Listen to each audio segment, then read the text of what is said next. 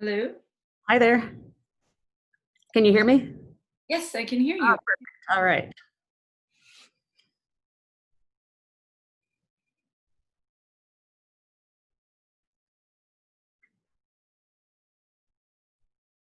Is your camera working? It's not turned off, so I had it working earlier. Let's see here. So you're not able to see me? Not yet. Here we go. I see it. Start video. Oh, all right, there we go. All right. Oh, and you look lovely. What an interesting background. So yes, those are people, and I use it as symbolism. So you've got everyone is on a different path in their life, and so when you're looking at someone, you don't really know where it's at, and so the wall is a reminder. There's some people that are in the middle of adversity, and so they're climbing the mountain. There's others who have overcome it, coming down, and then the ones you see below, those are the people around you that are there to catch you if you fall. And so again, it's just a daily reminder that you never know where someone is at. That's amazing. Amazing. I Can love I it. take a picture? Can I take like a Oh, screenshot? absolutely. Yeah. Fabulous. Absolutely. All right, 1, 2, 3. Yeah, that's nice. I love it. Of course, the woman in me sometimes, just out of jest, I will tell the guys in the office, and I'm like, those are all the men. The women have already gone over. They've already gone over. Yeah, right. That's great. That's really great. So usually I start recording like when we start, just in case, because you never know, because you pick up interesting things like that.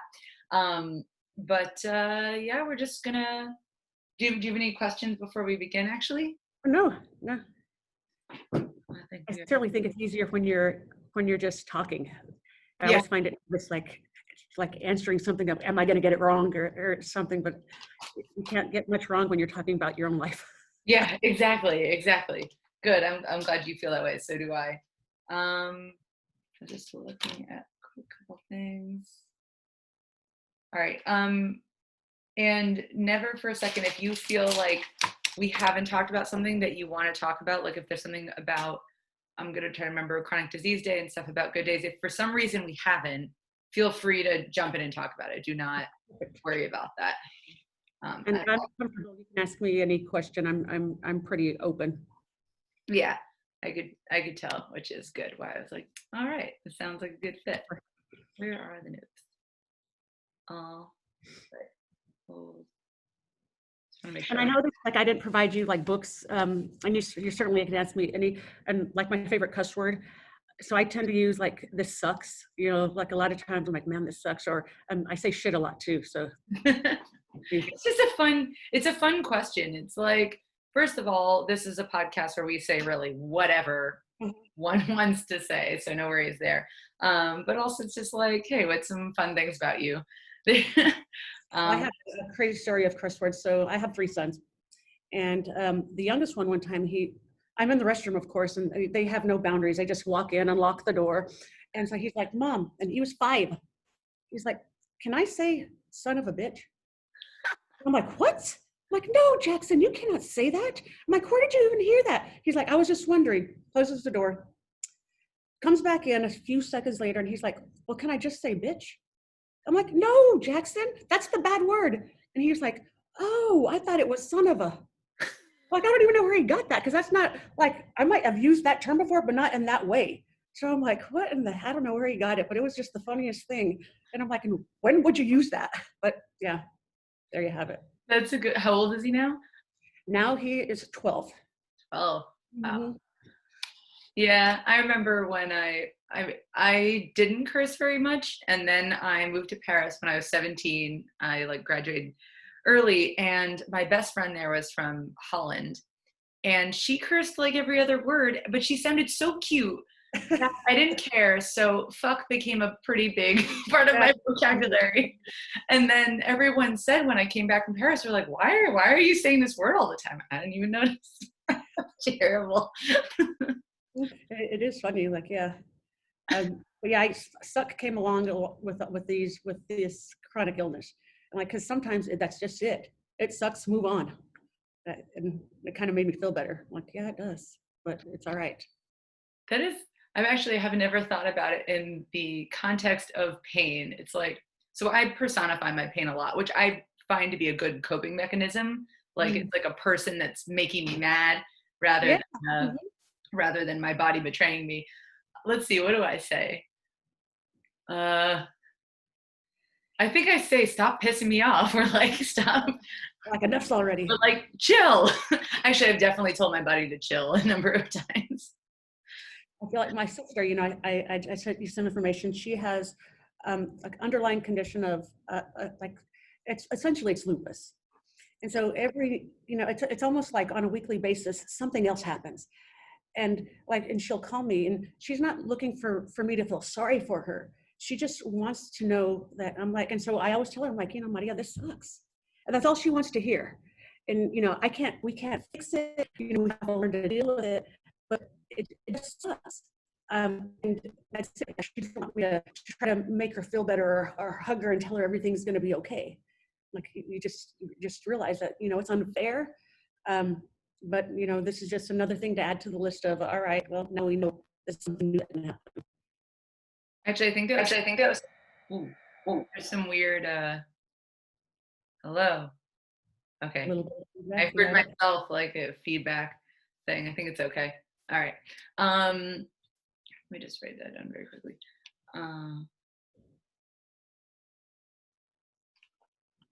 I now have time, so I can write down like when I need to cut things because it was very, very loud on my end. So yeah, when we spoke briefly like a week or so ago, I don't remember the context of the conversation, but I even wrote it down in my notes that you said when someone's in pain or someone's experienced loss, what's something that you can say to them? And in a nutshell, it's, I'm sorry, that sucks. Mm-hmm. Yeah. And it's And true because it's a validation, right? You show that you have a personal negative response to it. Like it's like, I'm sorry. mm-hmm. I can see that that's bad and this sucks. It's a validation of it not being great for them. And what I found is like just in being sick is everyone's always wanting to try to help or make it better. And sometimes you don't want that. It's just, or you don't always want to be constantly reminded that you're sick or how are you feeling? Like every sentence beginning with, how are you feeling? Like sometimes I just want, hey, what are you doing? Do you want to go out? Instead of just always coming back to, are you doing okay? Yeah. Like, I not so much in the context of being sick, but just in general, I will totally admit to being bad at that. I am a fixer. yeah, right. Oh, That's true. there's pros and cons to it. And it was particularly true with my friends with, let's just say, mental health issues growing up. And I couldn't relate. So I would just try and find solutions for them all the time. And I didn't understand. Makes me feel bad when I think about it now, but. No, because that's just, it's very human to want to, and especially with people you love, you want to make them better. And sometimes it's just listening. And that was another thing I learned from being sick is not only do you have to listen to your body, but listen to others. And maybe it's just an ear, or maybe it's just telling them, this is crap, and sometimes with life, dumps a pile of it on you. And you gotta Yep. clean up and move on. And mine, in my disease, it was literal. It was horrible. I gotta say, I love it when people talk about gastrointestinal issues because there's always good jokes in there. Oh, 100%. Yes. My family got good at them. Oh yeah, my husband's a gastroenterologist. I call him the kid poop doctor. It's great. Yeah. Yes. And my kids are fascinated with it. And I'm like, well, you should have been around earlier. I guess you had all this before the poop emoji was invented. Yes. Yes. It was perfect. I think it was probably created for me. I always Or wonder. the whole thing shit happens. It did. Oh yeah. Oh yeah. So actually, speaking of that, I'd love to hear as much as you want to tell about your story because you've clearly turned something that was, well, shitty for you and turned it into a positive movement. You've turned it around. It was, I never realized, and again, I've been in healthcare since I was 15 years old. I worked in a pharmacy. And you think you really, I thought I knew, like I had it all figured out. and I knew how to help people. I knew what they wanted. The people that we served, whether it was in specialty pharmacy or in other avenues, and I learned I didn't know anything. And so when mine manifested when I was pregnant with my third child. At that point, I don't recall ever even taking an antibiotic. I don't recall ever having a cold, an ear infection, a sinus, zero. In, I don't know, 15, 16 years of working, never called in sick once. So it was very odd to me. So I got pregnant, and I guess it must have been about 2 months into the pregnancy, and I got sick. And I called my sister, and I'm like, something's wrong with me.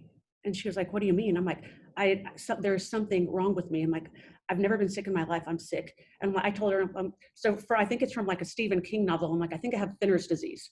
So I should be gaining weight, and I'm losing weight. And it was just crazy the way it all manifested. I went to emergency rooms, and again, I'm pregnant. And so they would just say, oh, you're anemic. You just need to take children's vitamins. I had Jackson, and it just became worse. And my symptoms just became so bad. From a bathroom perspective, if something took place, I had seconds to get somewhere. And again, I went to doctors, I went to emergency rooms many times, and no one could really figure it out. So it took me, and again, this is a good story, is, I hear horror stories where it takes people years and years to finally kind of figure out what's going on. I went through a few doctors, and then I finally found Dr. Brown, and it was at a time when it was very critical. And at that point in me trying to figure out what was happening, my hands had curled in. And so it was arthritis, and my toes were curled in. And so I was driving to work with my wrists. Like I still wouldn't miss the work, but it was crazy. And like I was thinking, I must be going crazy. I've going to these doctors, I'm going to these emergency rooms, and they're saying there's nothing wrong with you, or you're just anemic. And I'm like, I was like, am I making this up? Am I manifesting my hands curling in? And I find Dr. Brown, and at that point, I was at my wit's end, and he happened to have been on vacation that week. And so I was in the emergency room that Monday, and again, my hands, I'm not knowing what's wrong with me. And so finally on that Friday, I just decided I'm just going to drive myself to Dr. Brown's office. And, there was other gastroenterologists in his office. And so I go to the front desk and I just cry. And so I'm like, I don't have an appointment, but something is wrong with me. I said, and I'm not leaving until somebody helps me. And so, I felt sorry for the lady at the front desk, because she was just like, holy cow, what do I do with this woman? And so she very kindly is like, I'll be right back. And she goes to the back, and she gets one of the doctors. And he comes out and he's like, I understand that you have an appointment with Dr. Brown next week. He's not in the office, but let me take you back and let's just take some vitals and see what we can do. And so, I go to the back, and he was very, very kind. And he's like, let's just start with taking your temperature. And so he takes my temperature, and it's elevated. And he's like, well, I've got good news. And I was like, okay, what is that? And he's like, I can admit you. You have an elevated temperature. So, and their office happened to be in the hospital. And so he calls down and he gets me a room. And so I go into this hospital room, I'm getting admitted, and it was amazing the short time it took for me to go in his office to be in that room. So they do my vitals. I don't have a temperature anymore. And I believe to this day that was an intervention from God. So how did 2 hours ago I have an elevated temperature, now I have nothing. And so they proceed to do these tests. They do a sonogram, I guess it was a sonogram, I'm not sure, of my whole body. And I didn't know then, but I know now they're looking for blood clots. Well, sorry. Hold a second. It went all weird again. It's okay. I guess, sorry, yeah, can you start from when you went you didn't have a temperature? So again, I had no temperature. And I look back at it now, and I strongly believe that was God's doing to get me into that hospital. They proceed to do other tests. You know, they check my blood levels. They're drawing all this blood. They're doing this sonogram of my body, which I know now was to look for blood clots. The next thing I know, I have like a crash cart of medical professionals coming into my room, and you know, kind of freaked me out. And my family's not there. You know, I took myself to the doctor's office. My mom was with my 3 sons, and they're like, we've got to do an emergency procedure. And I'm like, what are you talking about? And they're like, well, you have 2 blood clots, and they've moved to, on both sides of your body, they moved to your groin area. They're like, you've lost so much blood. We can't give you blood thinners. And we, honestly, we don't know how you're still alive and made it here. If your hemoglobin's supposed to be somewhere between 13 and 18, mine was a 3. And so it just had been so slow in the progression of this disease, and I was losing so much blood on a daily basis, it just became my normal. And so I was just adjusting to it, and I never realized how extreme it had become. And so immediately I called my sisters, and I didn't want to tell my mom. And I'm like, there's apparently I've got these blood clots, and they're afraid to give me blood thinners, and I've got to go in surgery. And so what they wanted to do is they put this stent in my vena cava, and it's kind of like this tiny little metal spider that they drop into your vein, and then it like pops open and it attaches, and it'll catch the blood clots and break them up, so they can prevent stroke. And so I don't even know how my sisters did it, but as they're carting me back to do this, they show up. So they're like, you know, I have 3 of my sisters. I have 8 sisters and 4 brothers, just to put that in perspective. There's a lot of us. And they show up, which I was so happy about, because, you know, I was scared. Again, never being sick, to all of a sudden, you know, this near-death experience. So I come out of that. They put the stent in, and they start running a lot of tests. You know, I have ulcerative colitis. They put me on heavy doses of steroids, which miraculously, I call steroids the drug that can kill you. You know, they work so well, but you can't be on them forever. And slowly, you know, my hands are opening up, my feet are opening up, the arthritis is in check. Dr. Brown comes in and sees me, and you know, we start on a regimen. And so, you know, I go home. I was in the hospital for a week, and you know, once we got everything under control, they're like, okay, so we're gonna. And this is another thing I learned going through a chronic illness is there's not a map for autoimmune disease. One does not exist. And the way that ulcerative colitis manifested in me isn't the same way it's going to manifest in others. And then I also learned that it doesn't come with one disease. So unfortunately, autoimmune disease, it's many. So you get this one, oh, and there's this underlying condition of this, oh, and by the way, this can also happen. So it's just this crazy thing. Well, through my journey, I started on, you know, taking pills. And so at any given time, I could be taking 30 to 40 different medications, pills, infusions, injections.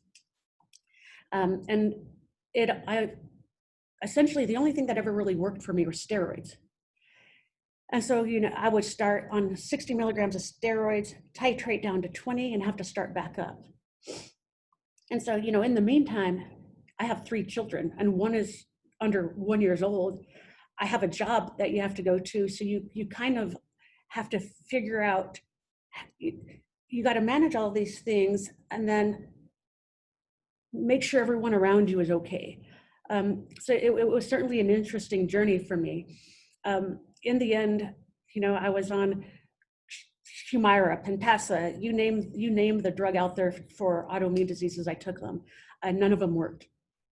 I eventually had to, you know, I had my ulcerative colitis doctor here, the gastroenterologist, and then the surgeon. And so we kind of just all got together and say, okay, there's a point when medications stop working, and they weren't working for me. So we decided that we were going to have, I was going to have a colectomy. And so we scheduled the colectomy. You know, they showed me all these lovely videos of people with an ileostomy bag and how wonderful their life could be. And, you know, it was like just all these rainbows of ways that this is going to help. And so I learned that if there's a bad way to have ulcerative colitis, it was going to be me. Like every wrong turn happened to me. And so I kind of wanted after that, I'm like, I need to create the video of, here's how it could be, or here's how it could be. So I got the ileostomy bag, and it's pretty graphic. I won't go into all the details, but essentially what they do is they just take you, they take your small intestine from where it meets your stomach. They cut a hole in your stomach, pull it out, and they slice it. And so they're trying to kind of just stop all the digestive stuff because they cut out your large intestine. And so they want that to heal before anything else. Well, so what happened to me is it receded. So instead of kind of going into the bag, it just kind of oozed. Well, what happened was it created third-degree burns. And so I had this third-degree burns around my stomach from the acid, and the bag wouldn't stick. And it was crazy. And it would give me so much anxiety. Like the first time it happened, I passed out. Like I literally blacked out. I couldn't take it. My sister and my mom were in the bathroom with me, and I'm like, I felt myself getting hot, like blood was rushing to my head. And I told him, I'm like, I think I'm going to pass out. Then the next thing I know, I have like firemen, like they talk about humiliation. Like I have this I'm half naked, and these firemen are wheeling me out. And I'm like, no, I'm okay. Then my sisters and my mom were freaking out, and I'm like, it's okay. I just had a panic attack. Like I'm good. And so I'm like, so if you wouldn't mind putting me down, I just need to collect myself. And that's kind of, I had to figure that out. And I black out every time this happens. It was 8 times a day. So again, here's another new normal. Pack a diaper bag with you, and driving to work. Come off at work. I stopped going to restaurants or anything like that. Just kind of doing what I had to do, understanding that this is no new normal. Were you going to ask a question? Sorry. No. What's happening with the Wi-Fi? It keeps going sort of techno sounding on your voice. Do you think it's on my end? I don't want to miss anything you're saying. I don't know. Is there anything that could be taking away from Wi-Fi in your area? No, I'm the only one in the office, and my phone is completely out of the way. Hold on 1 second. I'm gonna check my husband. I hate to interrupt in the story, but because not at all. I want to make sure. I'm gonna check and make sure he's not on anything. Okay. I'll be right back. Is that Ed?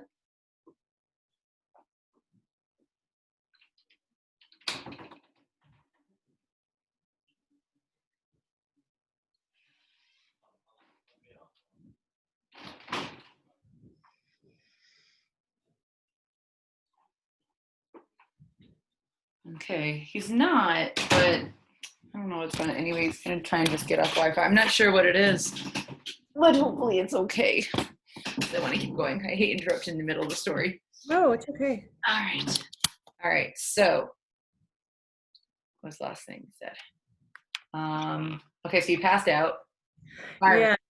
Yeah. So you got these again. I knew at the time it was happening, but my sister and my mom there, they didn't know. And they were, since I became sick, everyone was extra concerned about me. And I pass out, these firemen are wheeling me away. And I'm like, I come to, and I'm like, okay, again, I'm half dressed. I'm embarrassed. I'm like, no, I'm okay. They're like, well, your sister said that you passed out. I'm like, I had a panic attack. I just got overly anxious, and I caused it upon myself. I'm like, so if you wouldn't mind just kind of setting me down, but I appreciate you coming. And so then so this is now a new normal for me. And now I'm going to have to figure out, okay, I can't black out every time this happens, because it began to happen 5, 6, 7 times a day. I'd put the glue on, but glue doesn't stick when you've got, literally it was like, it was like the horrible diaper rash that I couldn't prevent. And so, I just learned you just have to, I had to get mentally right, because I couldn't manage me. I couldn't manage everything if I wasn't right here. And so I just had to kind of breathe. And come to copes with, okay, we've got to figure this out. No one could do it for me. And so I did. And, as it would come off, I would just like, it's okay. I was prepared. I had all the things I needed with me. One thing I wasn't prepared for is, like, when you have an autoimmune disease, it requires organizational skills, which I lack. Like, I have zero organizational skills. So it was a whole new thing for me to say, okay, have like a checklist. Do I have this? Do I have this? So when I left the house, I was prepared for anything. And so, that became a little much for me. So I go back to the doctor and I talk to the surgeon, and I'm like, I got to have this reversed. I can't live with it. It was hard for me to cope, and having done that, I also had to go see a psychiatrist, because it was like, it was emotionally more than I was capable of handling. And so that was hard for me, like thinking, I've always felt like, oh, I'm under, I have all this control. I'm the second youngest of 12 kids, and I was always the strong one. I'm the one that I'm the helper. I'm the one that people come to, and asking for help. Holy cow, that was hard. And again, I have just this great support system of sisters and brothers and my mom, but it was so hard for me to say, I can't do this. I need somebody to help me with the boys. And I have to take medication because I think I'm going crazy. And so, it was like overcoming all these different things. And it became easier. And then I was okay. And the medication, it really helped. And, I didn't feel like I was going crazy anymore. And again, everything that I was going through, my family was going through. And so I would have to tell myself, like, it's okay to feel sorry for yourself. It's okay to be angry, and it's okay to cry, but you can't stay there. And so I would just kind of give myself some time, like alone time, and set, like, 5 minutes on my clock to say, okay, go ahead and cry about it, or go ahead and be mad about it, or just get all of that, those horrible feelings out, and then move on. And then put it aside. And then know that if you need to do it again, you'll have some, you got the time on the clock tomorrow. But staying in that place wasn't good. It wasn't healthy. It made me feel worse. It made me feel guilty. So, it came along with all this other baggage that I didn't need. And so, I just said, okay, now's your time. Go ahead and start the feel sorry for your clock starts now.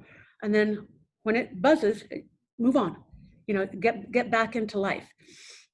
And so I learned to do that. And I talked to the surgeon, and we reversed the ileostomy. And that went really well. Fortunately, no infections. And from that point, really, I think that I had the disease under control. My daily life, even if you're looking at now, it's very manageable. So I have pain, I have a discomfort, but it was nothing like it was. And I look back on that, and there are times when you're sick and you're in the middle of all of these struggles that you think it's never going to end. And this is it. This is my life, and I'm never going to forget this. And you do. And you learn to move on. And like, one of the things I learned is just breathe. And when something new happens, like, it's not going to be the end of the world.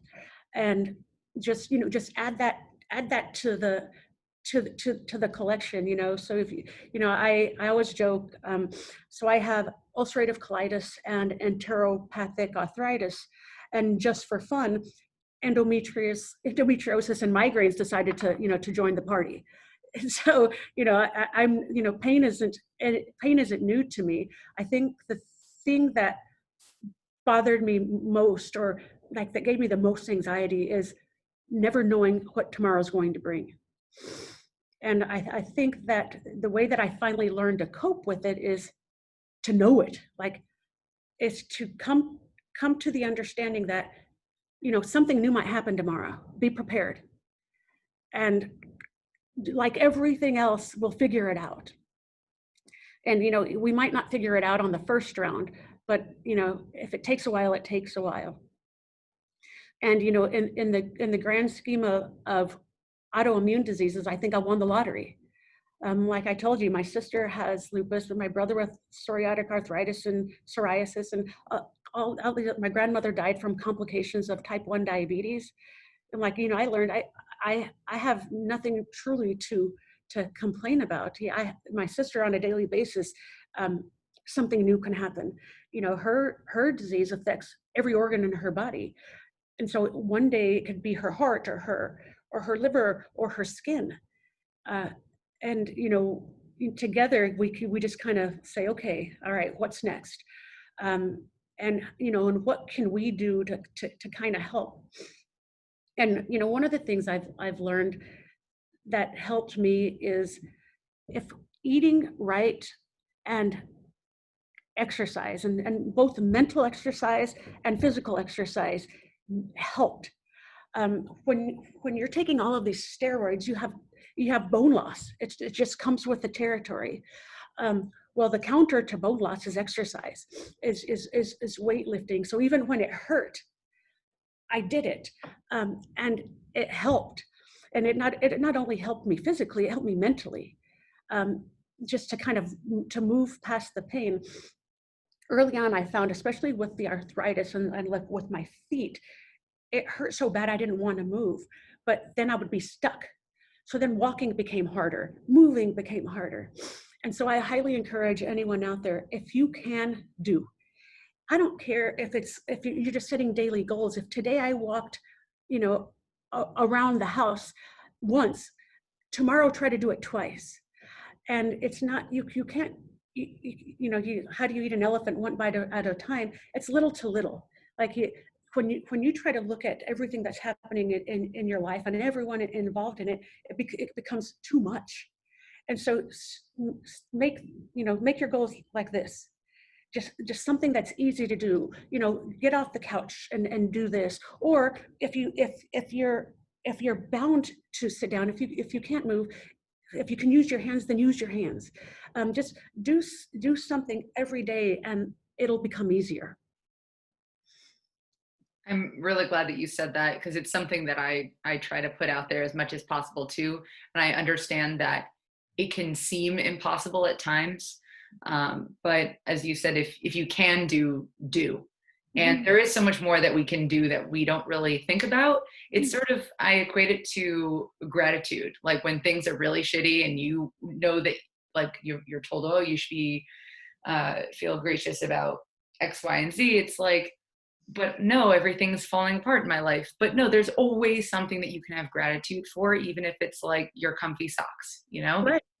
And just like movement, there's always something. I mean, I guess there may be certain exceptions to this, but generally speaking, everyone can move in some way a little bit. Yes. Taking it bit by bit and expanding on that. People with fibro all the time ask me how I work out, because I do all the time. And first of all, for me, you know, luckily I am able, but it's actually more so I have to. I feel like, I mean, when I don't work out, my pain is so much worse, so much worse. And so I just encourage people to take it one step at a time, and probably find a professional to help them do that. But just itty bitty steps. Yeah, so I have a coworker that works here at Good Days, and her name is Grace, and she has fibromyalgia. And there's not a moment in the day where she's not in pain. And you know, she tells me all the time, she'll come to work 3 hours a day, or you know, sometimes two, but it's important for her to be here. And what she said is, by helping people, being on the phone with them, it takes her out of the mental state, always thinking about the pain she's in, and it refocuses her energy on something else. And you know, she's taught me so much in knowing that, again, every step she takes, it's not only physical, but it's mental. Like she's got to mentally get past it. And you know, and she also has these debilitating migraines, but I still see her here. And you know, and she's always with a smile on her face. And she's a bright spot in my life to just look at her and think, you know, in all that she does, she's doing it for others. And so it's amazing to me, and I'm so happy to know her. She sounds wonderful. It's true that caring for others and being selfless is one of the best triggers for happiness and 100%. well-being. Absolutely, absolutely. Well, I mean, it seems that you did the same in in with Good Days and building that as part of your life. So yeah, you know, and this is an incredible organization, and I was fortunate enough to start here July. So I had Jackson in July, and that's when I was, you know, all of the problems started getting worse and worse. I started in the organization that October. The founder of the company had Crohn's disease, and he's kind of what led me to the path of finding the appropriate doctor. And you know, he was very understanding in knowing that on my way to the office, I might have to stop 15 times to go to find a restroom. And he was very understanding. If I was late to something, he knew because he's lived it and he was living it. And what I love about this organization is our mission is to try to provide more good days. I know the organization used to be called Chronic Disease Fund, but as we talk to people, you would hear them and they would talk to us in, well, today wasn't such a good day, or today was a great day, today was a good day. And so we kind of coined it after the people that we serve, and kind of just changed it to good days. And our sole desire is to provide more good days to people. And we do that fundamentally just by providing financial assistance. And so, you know, being sick, you know, we talked about this before. It's like it's a relief to find out you're not crazy, that there is something wrong with you. It's like you feel validated. Yeah, But absolutely. how crushing is it if somebody said to you, you have ulcerative colitis, the treatment that's going to make your quality of life better is $2,000 a month. Unreachable. And so you go from this feeling of like, almost like this weight is lifted off your shoulders to now you've got a mountain that you're never going to be able to cross. And so we exist to remove that barrier, because, you know, no one wants to get sick. No one wants to get sick.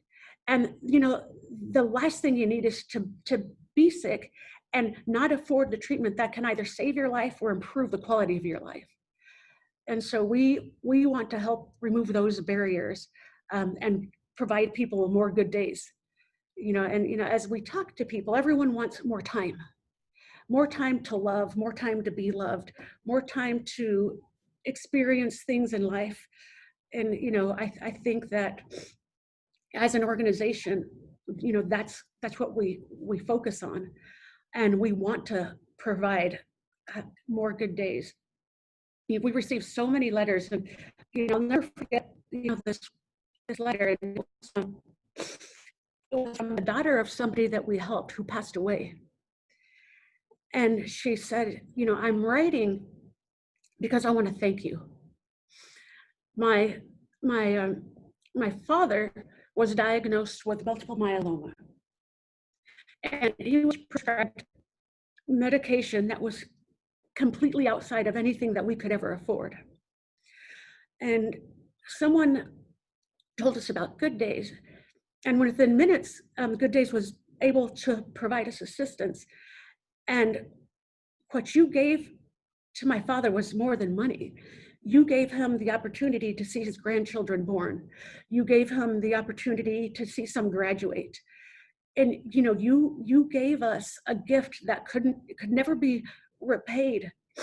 And so, you know, that's why we're here. And we want to have the ability to allow people to have those moments. You know, and he lived 10 years with the help of that medication. Otherwise, it would have been months. And so it's a good feeling, to be able to do that for people. And again, I'm in a very fortunate position to be able to get to know them. And so, you know, I I develop relationships with the people that we serve, and they become part of our family. You know, I've been fortunate enough to know this wonderful lady who she needed help with her non-small lung cancer medication, and was never a smoker. And I was there when she started on assistance with Good Days, and I was fortunate enough to be at her bedside the day that she passed away. And you know, what a beautiful life, and a beautiful woman. Her name was Josie, and now her daughter is like my sister. It's very personal to us. Everything that we do is very, very personal, and every person we talk to, it's meaningful to us. And even if we can't help them, you know, it's our desire to find someone who can. You know, it's not only about financial support, you know, as you know, psychosocial support. And sometimes it's hard to talk about that. But sometimes you just want to hear somebody say, that's normal. Like what you're experiencing is normal. Like, you know, there are so many different things. I used to get these weird things where I would, like if I was typing and my wrists would, like, you know how they kind of set on the desk when you're typing? I would get these weird lumps. If I wore a ring, I would get these weird lumps. Anywhere my skin touched, like my shoe, like the tennis shoe where the tongue hits your ankle, I would develop these weird lumps. It was the craziest thing. And, you know, the doctors still to this day don't understand what that was. But, you know, it would have been like just talking to someone to say, okay, you know, you may not know what it is, but it's happened to other people. You want to feel as normal as you can. But you know, but back to Good Days, I was very fortunate to land in an organization that helps people who suffer from chronic and life-altering disease. And you know, I have ulcerative colitis.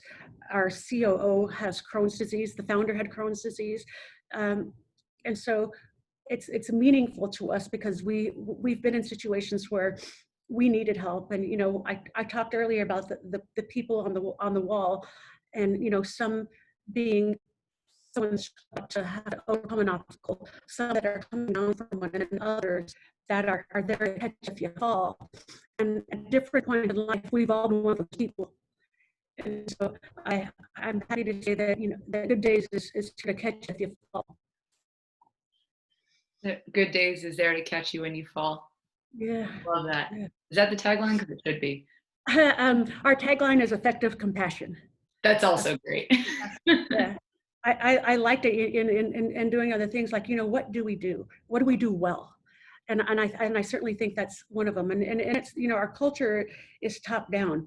You know, I've always said that, you know, if my grandmother needed help, I would want her to call Good Days. Like when you speak with anyone of us here, well care. And you know, it's happy and it's sad.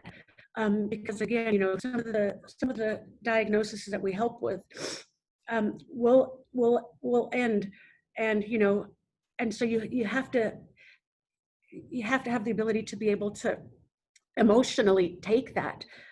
Again, you know, I've been here and developed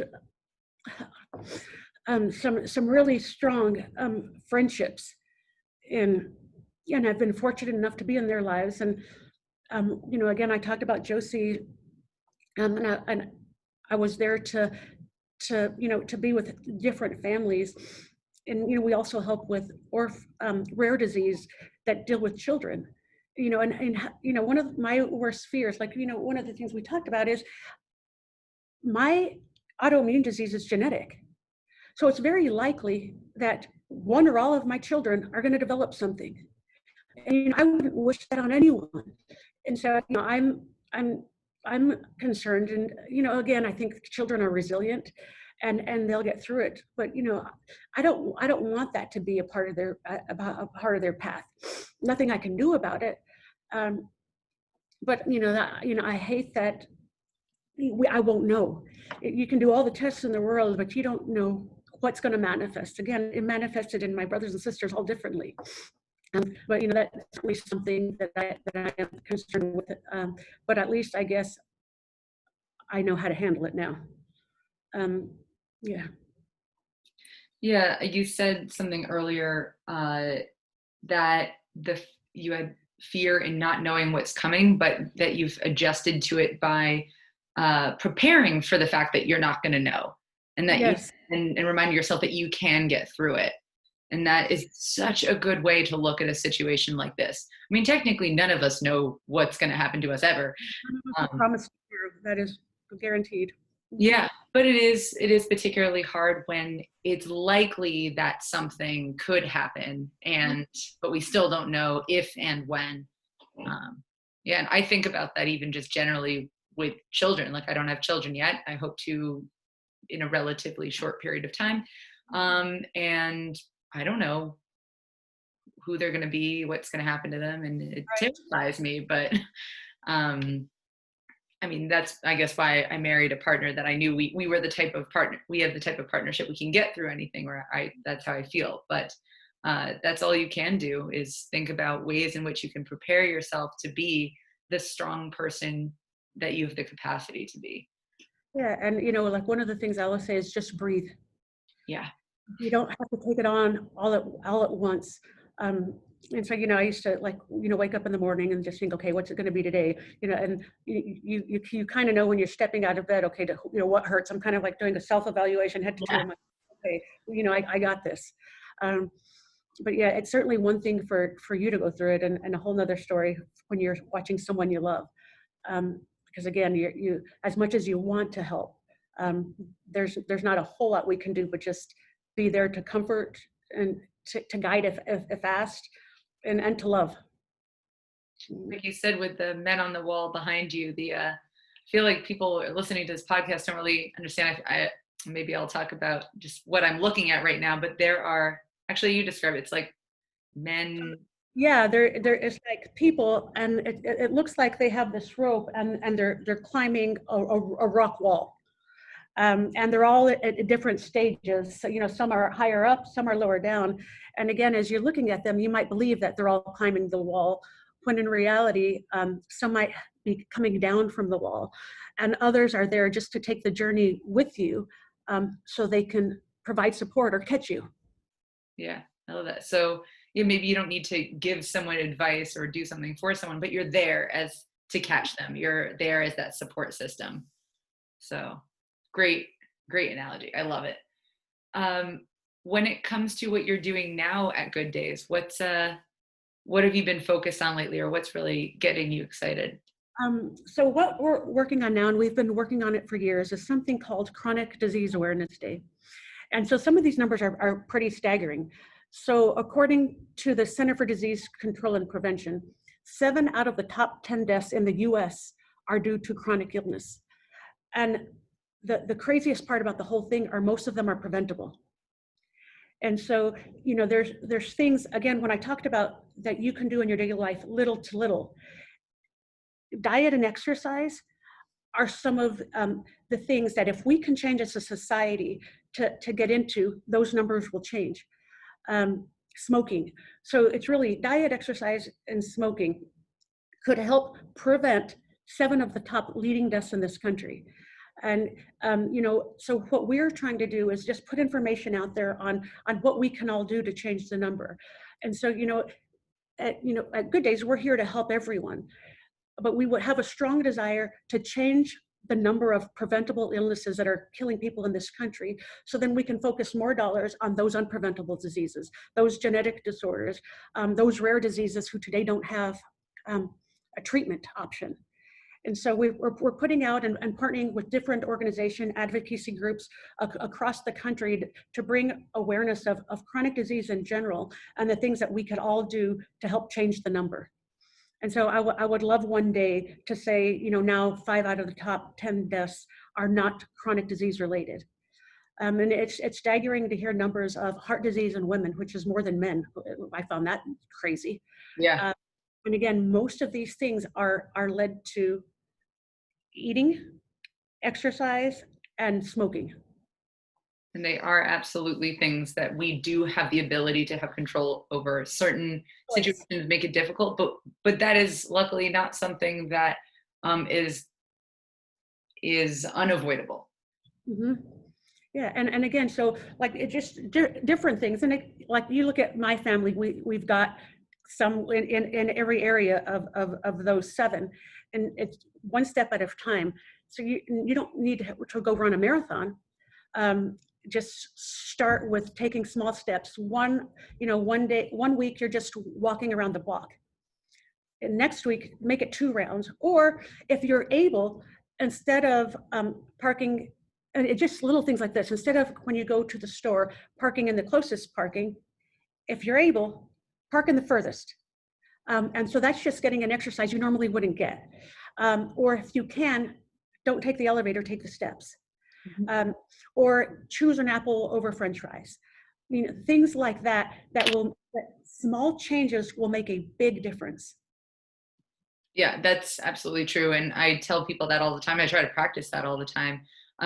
But giving examples like that, maybe people have heard them a number of times. It's like, oh, yeah, I know I could switch out the fries for a salad or whatever. But I have found that the more you repeat stuff like that, it really does get through to people. It doesn't Yeah. wash over them.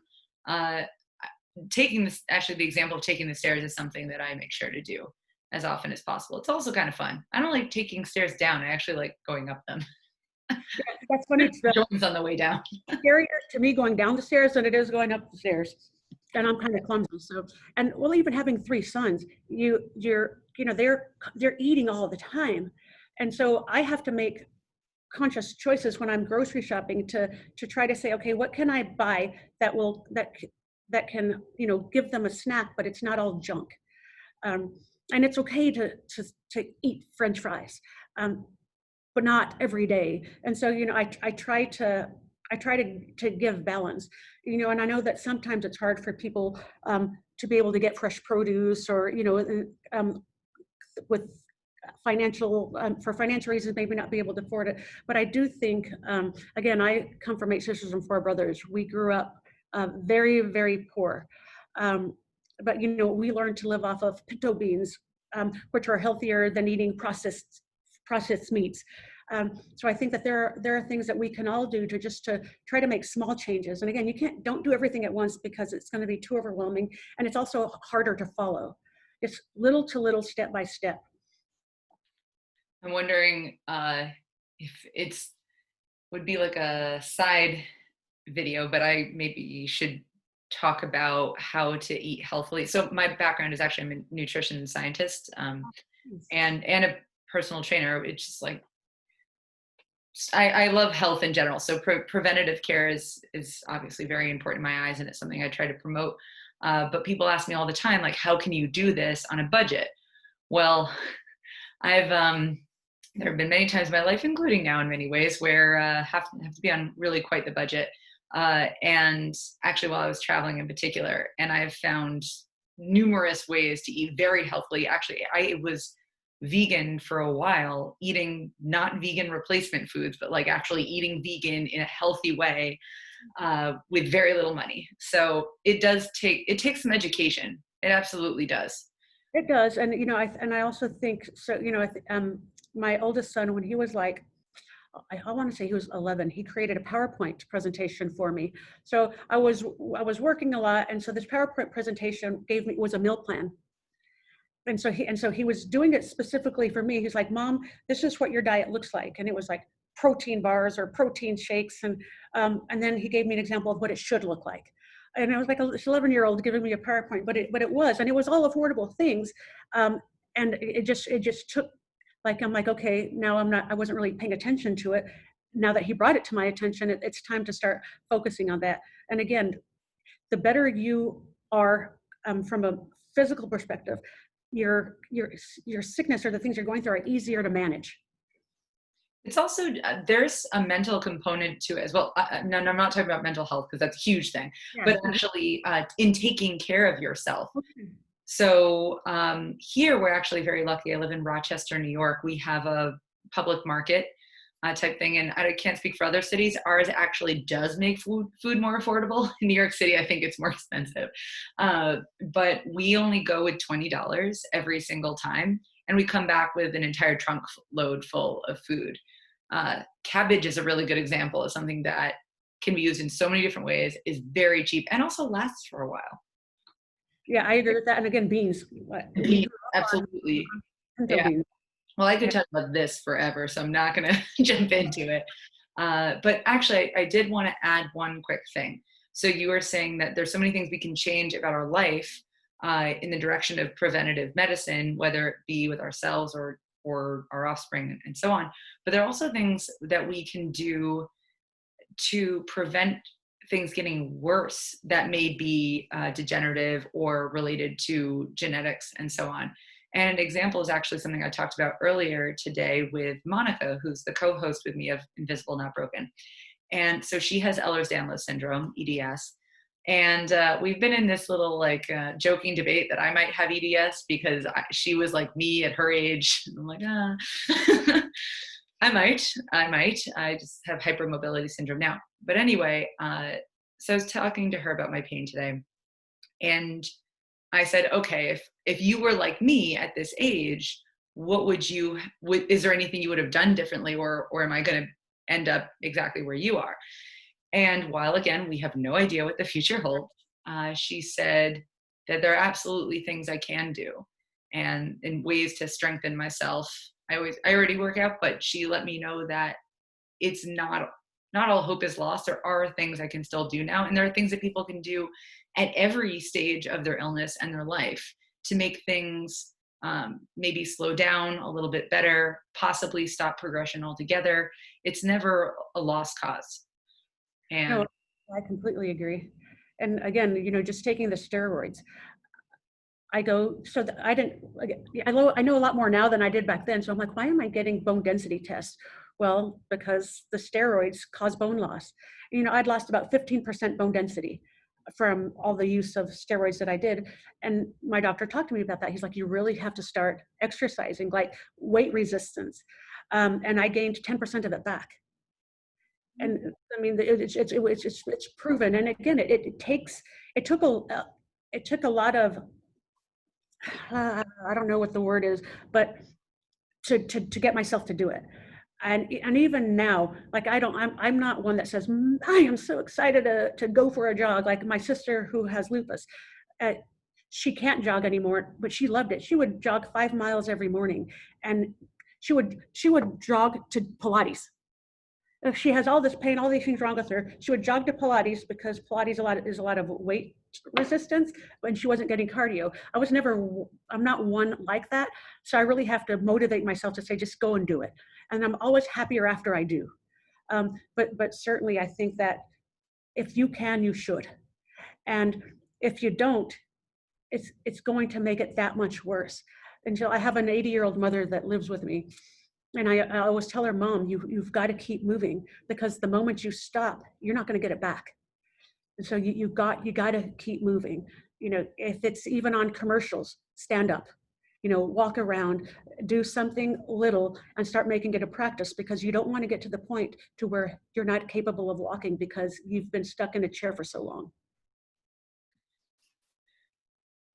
this makes me think of how we evolve over time based on our experiences. And clearly you've grown up in general being a very strong-minded and abled person.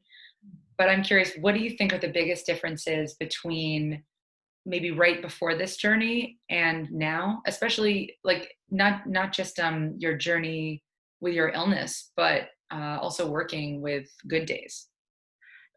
I think it opened my eyes to a lot of things. One, it helped me to understand weaknesses that I had, organizational skills for one, but also that it's okay to depend on others.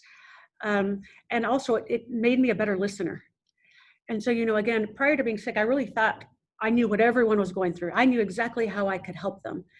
And I've learned that take a step back and stop trying to fix and start listening. And so the listening has helped me to be a better advocate for people. It also gave me a strong desire to help more. And I think there's so many opportunities on a daily basis to do something good. And I think prior to being sick, I overlooked those types of things, and I didn't take advantage of them. And now I look at it and I'm like, a smile, a kind gesture can go a long way for people.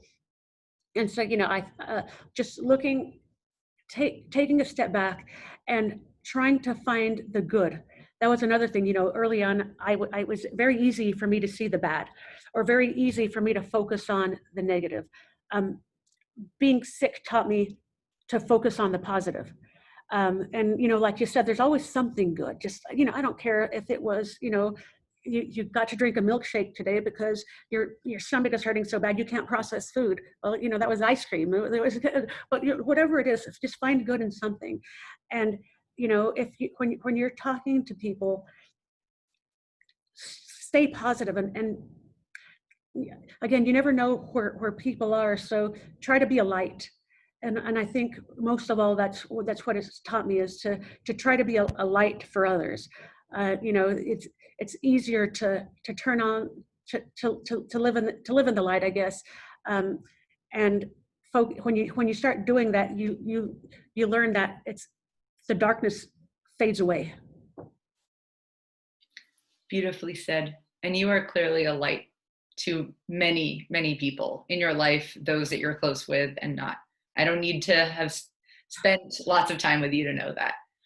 I think it certainly, I am certainly, I would say, a people person. And, this COVID thing, I like being around people. I like having people at my house. I'm not really a cook, but I like the serving of people. I like to give them things. I like to watch them eat. I like seeing people take pleasure in things. So yeah, this has been a new adjustment for me.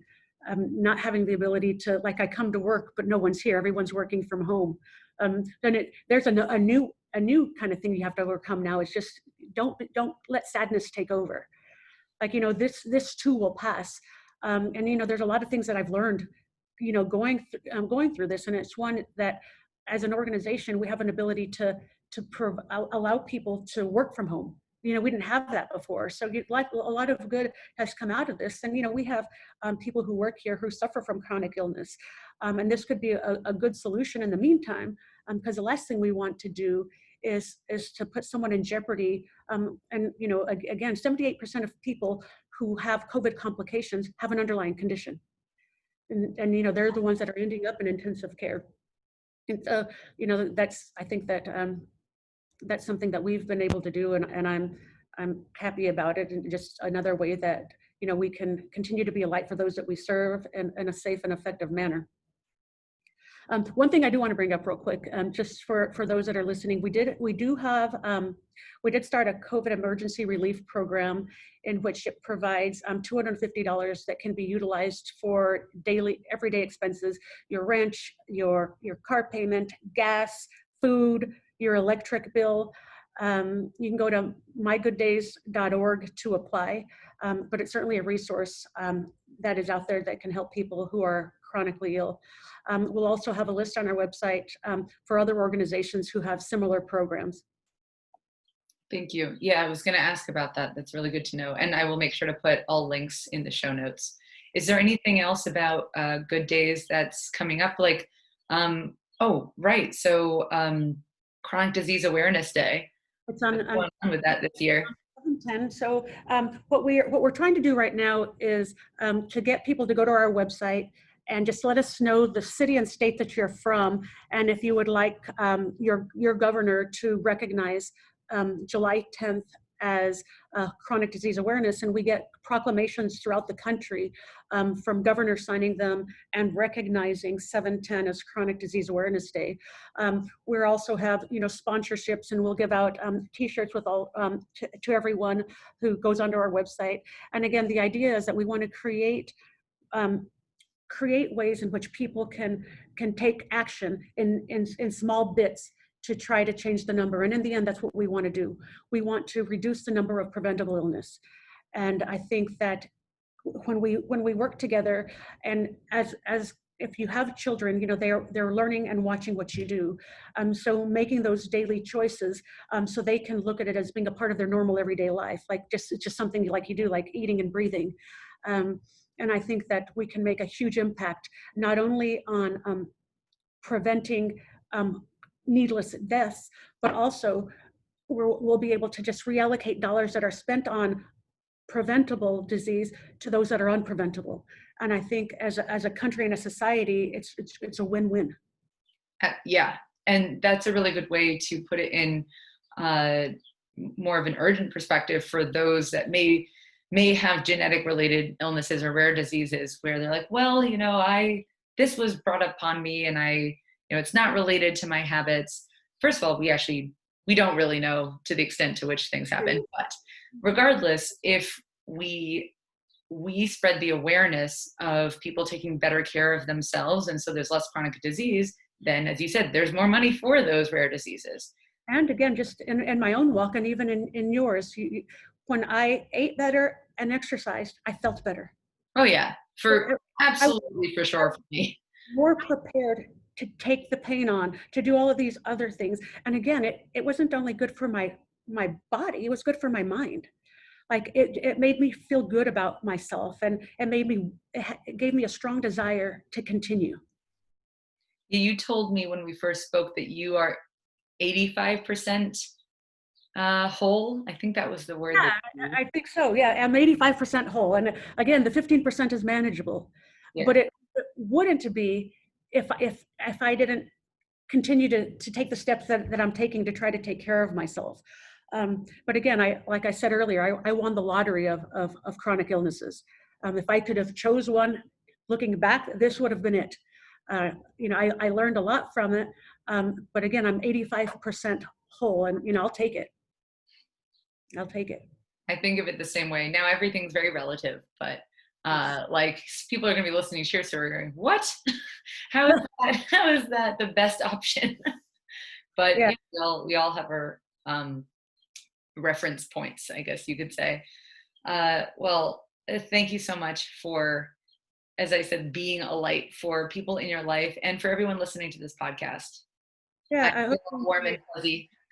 Yeah, I've had a fortunate life, and I have a lot of support around me. And again, I was very fortunate to work for an organization who not only understood what was happening with me, but allowed me to provide support to others. Like I couldn't ask for anything more.